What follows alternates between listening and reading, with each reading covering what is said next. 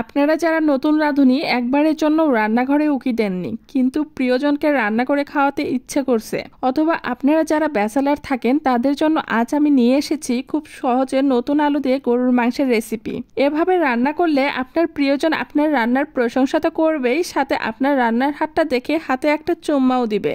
আসসালামু আলাইকুম এভরিওয়ান, কেমন আছেন আপনারা সবাই? অল্প সময়ের মধ্যে ঝটপট করে নতুন আলু দিয়ে সুস্বাদু গরুর মাংস রান্না করব।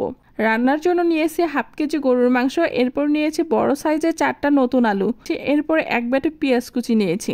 মাংস রান্নায় পেঁয়াজের পরিমাণ একটু বেশিই লাগে। একটা বাটিতে মাংস নিয়ে এর মধ্যে দিয়ে দিলাম পেঁয়াজ কুচি, এরপর দিয়ে দিব 1 টেবিল চামচ পরিমাণ হলুদের গুঁড়ো, 3 চামচ পরিমাণ মরিচের গুঁড়ো, আমি ঝাল খেতে বেশি পছন্দ করি, আপনারা স্বাদ মতো দিবেন। এরপর 1 চামচ জিরার গুঁড়ো আর পরিমাণ মতো লবণ, সাদা ফল 3টা, তেজপাতা 2টা, তেজপাতাগুলো আমি চিড়ে দিয়েছি, 2-3 টুকরো দারচিনি, পরিমাণ মতো তেল দিলাম। এরপরে দিব আদা রসুন বাটা, আমি আদা রসুন একসঙ্গে বেটে নিয়েছি, এখানে 2 চামচের মতন আদা রসুন বাটা ব্যবহার করেছি। সবগুলো মশলা দেওয়া হয়ে গেছে, এখন আমি সবগুলো উপকরণ খুব ভালোভাবে মেখে নিব। যে রান্নাগুলো হাতে মেখে রান্না করা যায় সেই রান্নাগুলো আমি চেষ্টা করি হাতে মেখে রান্না করার।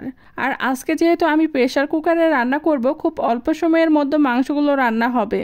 এদিকে মাংসগুলো মাখানো হয়ে গেছে, এখন আমি সবগুলো মাংস প্রেসার কুকারের ভিতরে দিয়ে দিব। এরপর কেটে রাখা আলু প্রেসারের ভিতরে দিয়ে মাংসের সাথে 2 মিনিটের মতন ভালোভাবে মেখে নিব। মাংস আলু খুব ভালোভাবে মাখানো হয়ে গেলে এখন আমি পরিমাণ মতো পানি দিয়ে দিব। এরপর প্রেসারের ঢাকনাটা লাগিয়ে দিলাম। মাংসে 8টা শিস দিব। অনেকে আছে যারা নরম মাংস খেতে অনেক পছন্দ করে, তারা চাইলে আরও 2-4টা শিস বেশি দিবেন।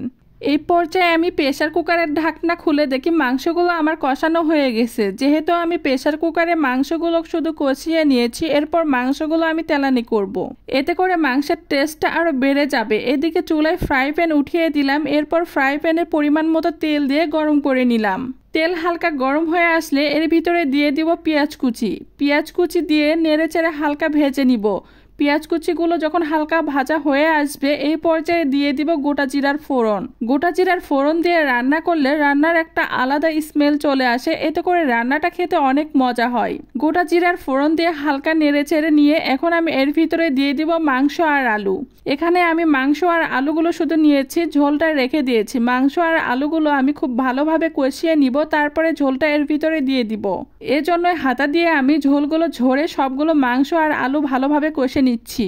মাংস আর আলু যখন আমার কষানো হয়ে আসবে তখন আমি এর ভিতরে দিয়ে দিব মাংসের ঝোল। প্রেসার কুকারে রান্না করার জন্য রান্নাটা আমার অনেক তাড়াতাড়ি হয়েছে। বাসায় যদি হঠাৎ করে মেহমান চলে আসে তাহলে ঝটপট করে প্রেসার কুকারের রান্নাটা আপনি অল্প সময়ের ভিতরেই কমপ্লিট করতে পারবেন। আর হ্যাঁ, রান্না হওয়ার সময় মাঝে মাঝে ঢাকনা উঠিয়ে এভাবে নাড়াচাড়া করে নেবেন, না হলে মাংসগুলো নিচে লেগে যাবে। নতুন আলু দিয়ে গরুর মাংস রান্না করলে সেটা খেতে আরো বেশি মজা হয়। আর তার ভিতরে যদি হয় বগুড়ার মানুষ তাহলে তো কোনো কথাই নেই। গরম গরম নতুন আলু দিয়ে গরুর মাংসের ঝোল আর 1 প্লেট ভাত হলে মজা করে দুপুরের লাঞ্চটা সেরে নেওয়া যাবে।